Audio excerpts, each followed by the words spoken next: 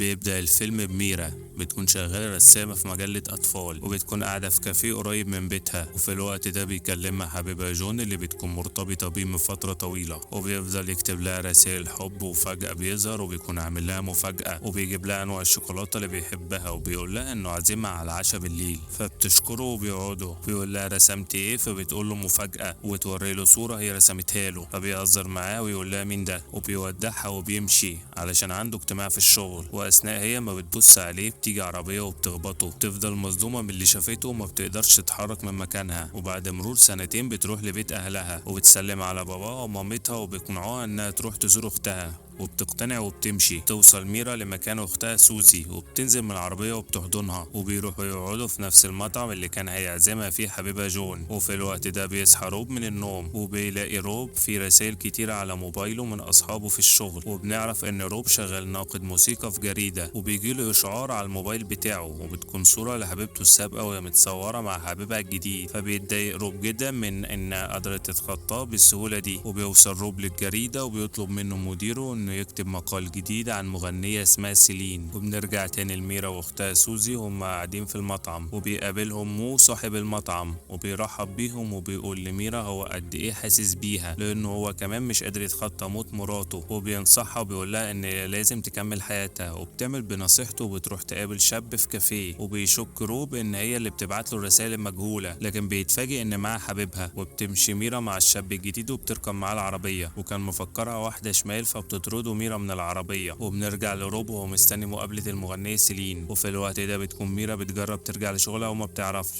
وبتفضل تفكر في حبيبها جون، وبترمي كراسة الرسم وبتتكسر الاسطوانة. بتزعل ميرا جدا لان جون هو اللي جايبها. وبنرجع لروب وهو قاعد مع سيلين، وبيحكي لها عن الرسائل اللي بتجيله، وبيسيبها وبيمشي علشان يروح الأوبرا علشان يشوف صاحبة الرسائل. وفجأة بتظهر ميرا وهي نازلة من سلم الأوبرا، وبيعجب بيها روب، وبتلاحظ ميرا ان روب بيبصلها فبتقف تتكلم معاه، وبيفضلوا يتكلموا مع بعض. وبيقول لها انه شغال ناقد موسيقى، وبتقول له هي انا شغال رسامة في مجلة اطفال. وبيطلب منها روب رقم تليفونها، وبتوافق ميرا وبتديله الموبايل يسجل رقمه، وبيشكرها وبيمشوا. تبعت له رسالة بتقول له فيها انا ميرا، وبيفتح اللابتوب وبيوصل لايميلها وبيتفرج على صورها، وبيتأكد ان هي صاحبة الرسائل اللي بتوصل له، وبيعرف ان الرسائل دي كانت بتبعتها لحبيبها جون المتوفي. وبيفهم ان الرقم الجديد بتاعه هو رقم نفس حبيبها جون. وبيروح الشغل وبيحكي لزمايله عن مقابلة ميرا في الأوبرا، وبيوري لهم صورتها، وبيفرحوا ان روب اخيرا لقى واحدة يتخطى بيها حبيبته السابقة. واثناء ما هو في الشغل تتصل بيه ميرا،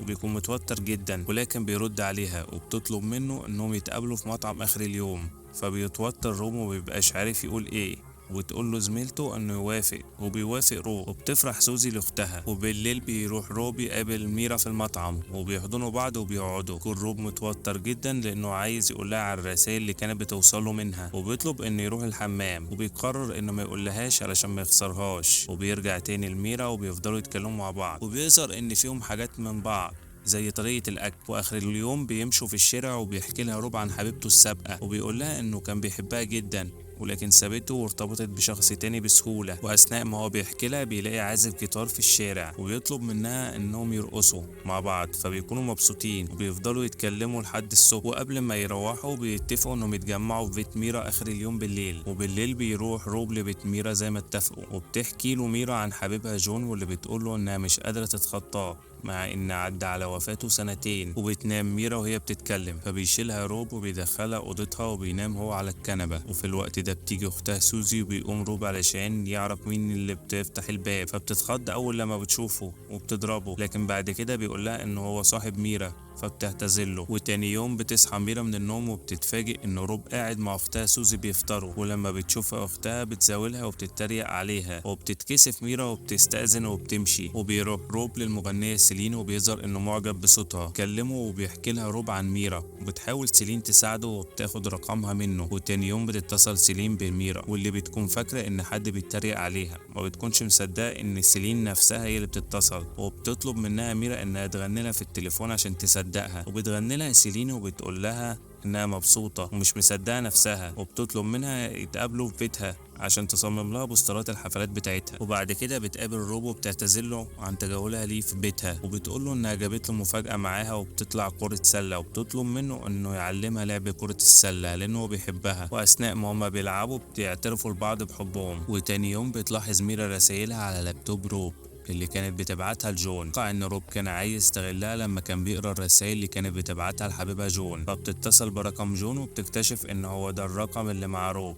فبتقرر تسيبه وتمشي. وبيعتذر لها روب لكن هي بتطلب منه ما يقربش منها تاني، وبتسوء حالة روب النفسية جدا، وبيكون عايز يرجع لميرا بأي طريقة تاني. وفي الوقت ده بنشوف ميرا وهي حزينة وماسكة الخاتم بتاع جون، وبيفضل روب يبعت لها في رسايل لكن هي ما بتردش عليه، فإن المقالة اللي هيكتبها تكون عن ميرا. وبتشوف المقالة سوزي وبتوريها لميرا. وفي الوقت ده بتتصل سيلين بميرا علشان تسامح روب. وبنرجع لمدير روب وهو بيزعق له على المقالة لكن بتعجبه فبيقرر يرقيه. والوقت ده بتكون قاعدة ميرا لوحدها، تتخيل حبيبها جون قاعد قدامها وبيقول لها انها لازم تنساه وتكمل حياتها وتدي لروب فرصة تانية. وبيروح روب لبيت ميرا لكن ما بيلاقيهاش، وبتطلب اختها يدخل علشان توريله رسومات ميرا، وبيشوف خاتم جون وبيعرف ان ميرا قررت تنساه. وفي الوقت ده بيفتكر كل ذكرياته مع ميرا وبيخمن انه ممكن يلاقيها في الاوبرا، وبيروح لدار الاوبرا بسرعة لكنه بيلاقي قافل، وبيفضل يدور عليها لحد ما بتظهر ميرا من وراه وبتقوله انها موافقة انهم يرجعوا لبعض بس بشرط انه ما يكذبش عليها تاني ويقول لها الحقيقة، وبيقول لها انه موافق وان اخيرا حلمه اتحقق بانه هيكون معاها، وبيرجعوا لبعض تاني على امل ان كل واحد فيهم يتخطى حبيبه القديم.